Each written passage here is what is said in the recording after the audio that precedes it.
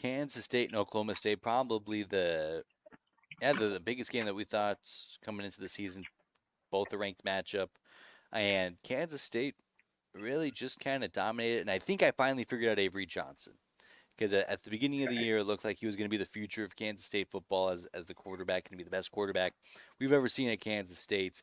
And then those first few games, I didn't love what I saw from him throwing the football. But I think I figured out the best way to describe him is that Avery Johnson is a very good football player. And Hmm. that's enough. I don't think he's a great quarterback, but he's a ball player. I mean, kind of Johnny Manziel kind of had the same shtick where like what people saw in him that made them think that he was a first round draft pick talent quarterback is beyond me. But dude's a football player. He wins games, he makes plays, and that's what Avery Johnson does, and he did plenty of in the Little Apple against Oklahoma State, as they picked up a real big and convincing win.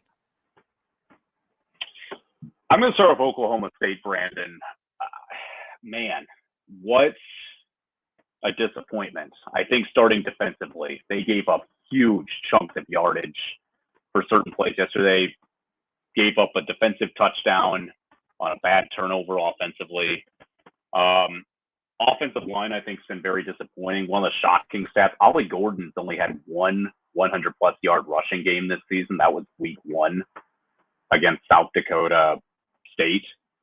He only has 3 total touchdowns this year and only 1 since week 1. He hasn't had any the last 3 weeks, which to me is crazy considering the talent that Gordon has. Like, we're both young enough to remember him just ripping apart Oklahoma last year.